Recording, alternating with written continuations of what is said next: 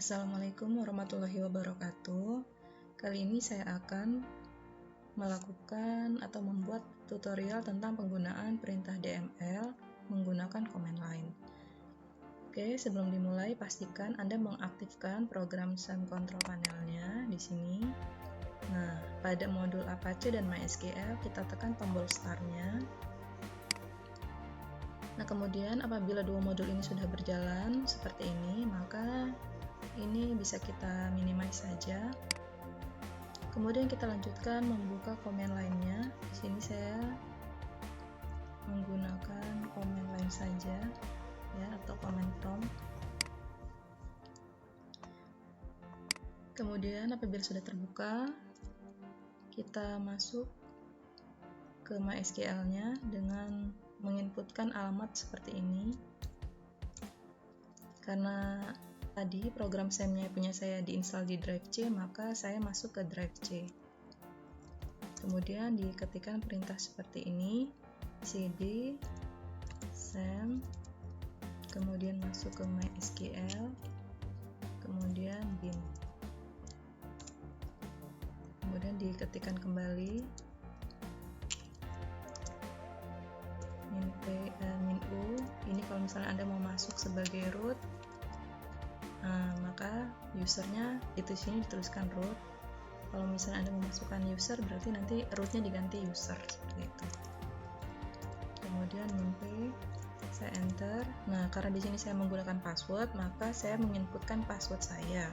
Tetapi kalau misalnya Anda tidak menggunakan password, jadi ini langsung di enter saja. Ini karena saya menggunakan password, maka saya masukkan password saya. Kemudian di enter. Nah, ini sudah masuk ya. Nah, apabila sudah masuk ke program MySQL-nya, di sini yang pertama kita harus melakukan pengecekan basis data yang kita buat itu sudah ada atau belum di sini. Maka perintahnya show databases. Nah, ini saya sebelumnya sudah ada database-nya, yaitu yang mau saya gunakan adalah database sekolah. Kalau misalnya belum ada, berarti Anda silakan buat dulu database-nya. Tapi kalau sudah ada, langsung saja kita panggil database yang mau kita gunakan dengan menggunakan perintah use nama database-nya. Di sini saya mau menggunakan nama database-nya yang sekolah. Nah, jadi di sini kita sudah melakukan pemilihan database sekolah, yaitu database Cheng ya. Kemudian saya mau melihat tabel apa saja yang sudah ada di dalam database sekolah punya saya. Jadi di sini saya ketikkan show tables. Nah, di sini tabel yang sudah saya buat itu ada 3 tabel, yaitu tabel guru, kemudian tabel mapel atau mata pelajaran, dan yang ketiga adalah tabel siswa. Kemudian saya akan melihat apakah dari ketiga tabel ini sudah ada isinya atau belum. Nah, kalau untuk melihat isi tabelnya, untuk melihat seluruh isi tabel, maka menggunakan perintah select bintang from nama tabelnya apa. Misalnya saya mau melihat tabel guru, maka di sini masukkan nama tabelnya guru. Ternyata di dalam tabel guru ini adalah seluruh data yang tersimpan di dalam tabel guru. Coba saya mau lihat tabel mapel. Select bintang from, masukkan nama tabel yaitu mapel. Ternyata tabelnya belum ada isinya untuk yang tabel mapel, maka di situ keterangannya adalah empty set. Kita lihat lagi untuk yang tabel siswa, apakah sudah ada isinya atau belum. Oke, siswa juga sudah ada isinya. Nah, berarti yang belum adalah tabel mapel ya. Nah, untuk menginputkan data ke dalam tabel mapel, kita harus tahu dulu filenya apa saja yang terdapat di dalam tabel mapel. Nah, untuk menampilkan struktur filenya itu atau struktur tabelnya itu kita menggunakan perintah des mapel. Jadi melihat deskripsi tabel mapel. Jangan lupa menggunakan titik koma. Nah, di sini di tabel mapel itu ada 3 field ya, yaitu kode mapel, nama mapel, dan jumlah jam. Maka saya akan menginputkan datanya ke dalam tabel mapel menggunakan perintah insert into nama tabelnya apa, insert into mapel, kemudian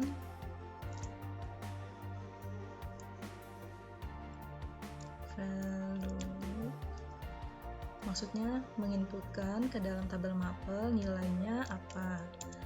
Kemudian di sini kita lihat di sini kan ada 3 nih, berarti kita inputkan sebanyak 3 data ya per barisnya.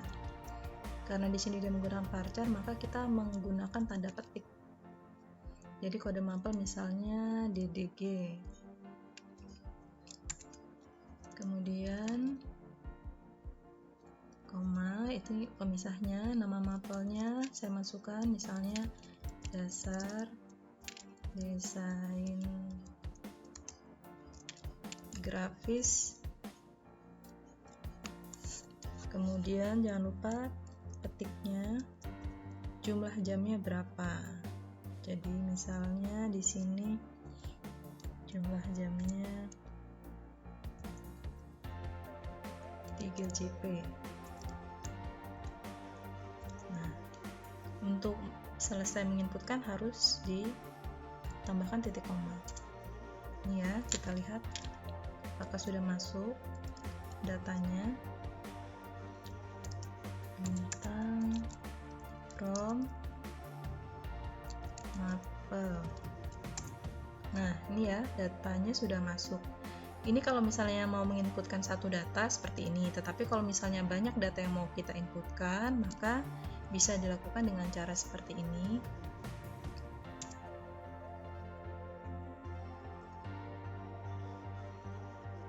Ini kita ubah karena datanya tadi sudah masuk ya. Misalnya kita buat BD itu maksudnya basis data ya, basis data 1 misalnya.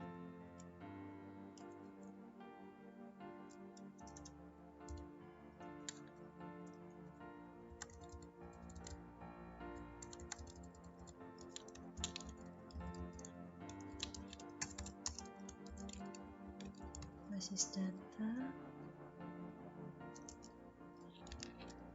kemudian basis data itu misalnya 4 jam ya.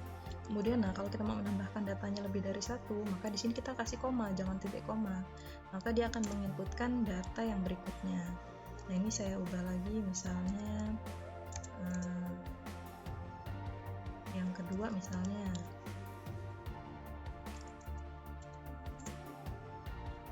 Kemudian saya masukkan satu lagi. Ini misalnya Siskom deh.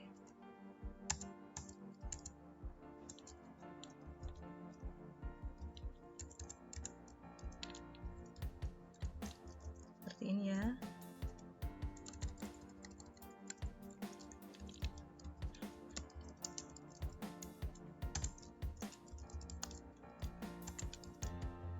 Kemudian di sini misalnya ada 2 jam pelajaran. Nah, untuk mengakhirinya, kalau sudah selesai tidak ada lagi yang mau diinputkan, maka di sini kita ganti menjadi titik koma. Di enter, maka hasilnya seperti itu. Kita lihat lagi. Nah, ini ya. Jadi sudah terisi datanya ke dalam tabel mata pelajaran.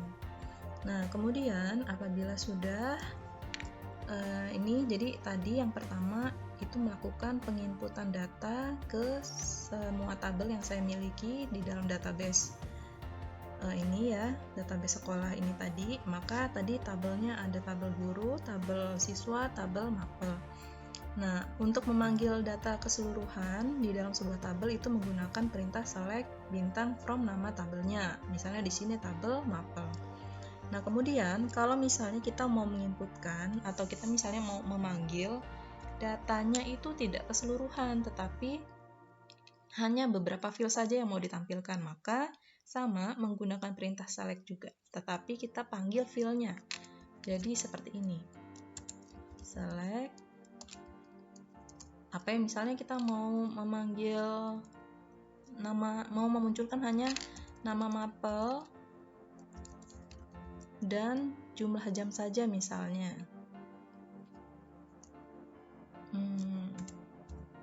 Kemudian ini disamakan filenya dengan yang di atas, nama filenya harus sama. Ini from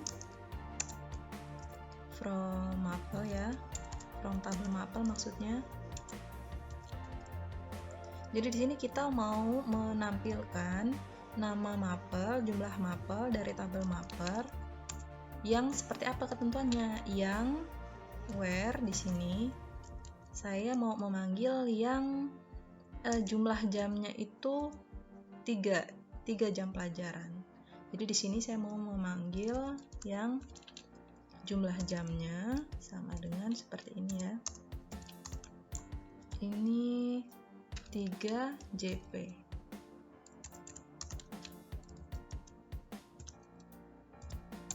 Nah, ini ya. Jadi kalau mau memunculkan data pada sebuah tabel, maksudnya filenya tidak mau dimunculkan semua. Jadi kita tinggal memilih aja filenya apa, kemudian mau ditampilkan itu yang seperti apa kriterianya. Jadi di sini memunculkan fil dengan kriteria tertentu. Misalnya kita mau memunculkan lagi data dari tabel siswa misalnya. Kita lihat dulu tabel siswanya seperti apa. Select bintang from siswa. Nah, ini kan keseluruhannya nih. Sekarang kita mau menampilkan data siswa yang jenis kelaminnya hanya perempuan saja misalnya. Maka kalau mau seperti ini ya, maaf saya contohkan. Misalnya mau menampilkan keseluruhan data siswa tetapi dengan kriteria tertentu. Bisa juga seperti ini, where, jadi menampilkan seluruh data siswa yang jenis kelaminnya perempuan.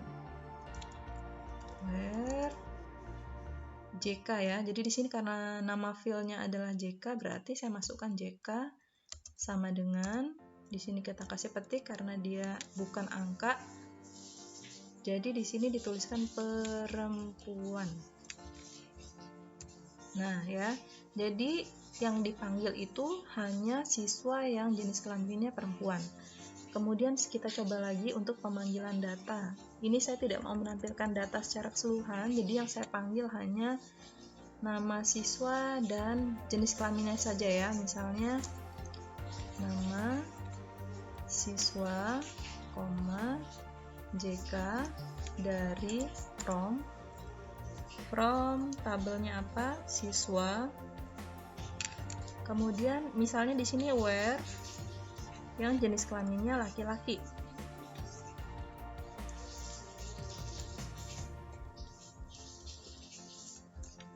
Jangan lupa titik koma.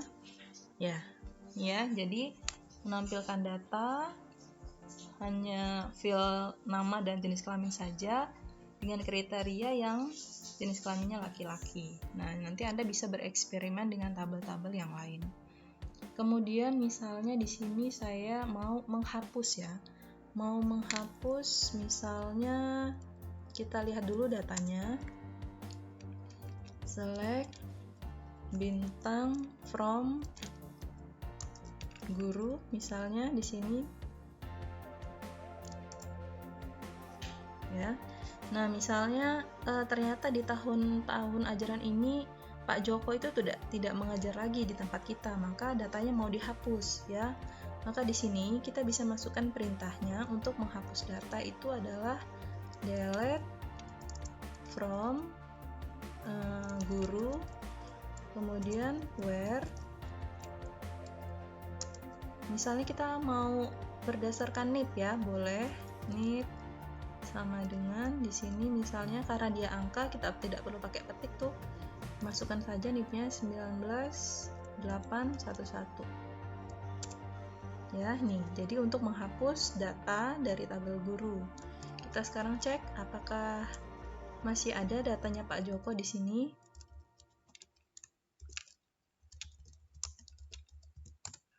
Nah, ini ya. Jadi sudah tidak ada lagi tabel Pak Joko ya di sini.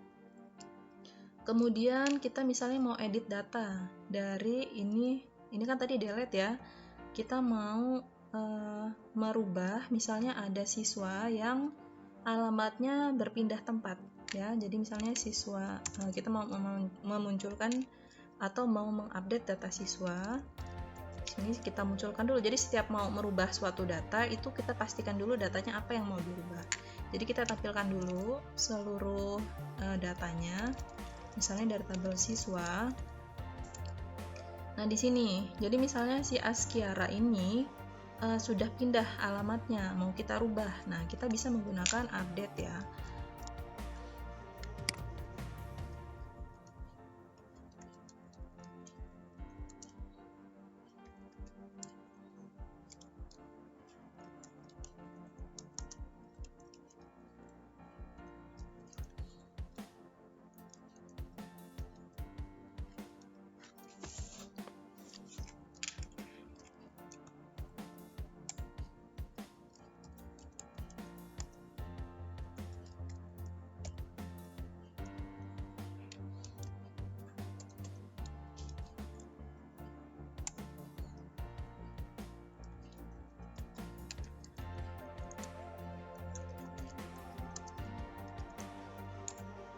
Nah, ini ya, jadi untuk update-nya ini kita merubah data siswa dengan NIS 21001 yang awalnya itu alamatnya ada di Metro, kita ganti alamatnya menjadi Pringsewu ya, dengan perintah seperti ini. Kemudian kalau misalnya kita mau mencoba yang lain di tabel yang lain boleh, misalnya kita coba sekali lagi di tabel mapel ya.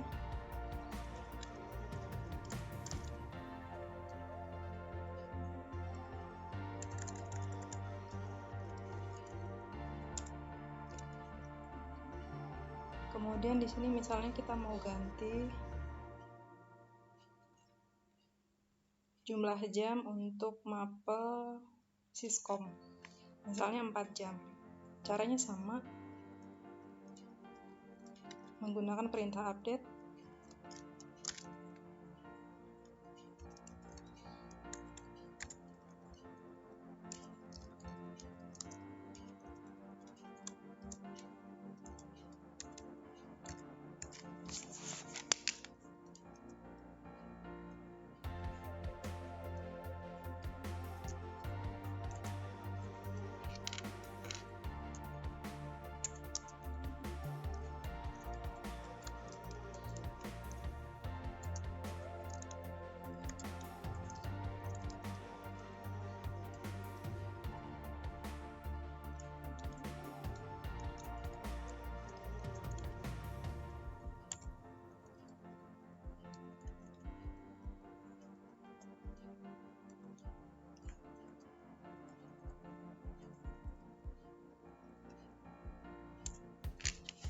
Oke, ini juga sudah berhasil.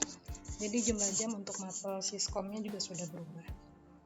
Demikian untuk tutorial penggunaan perintah DML. Saya akhiri. Wassalamualaikum warahmatullahi wabarakatuh.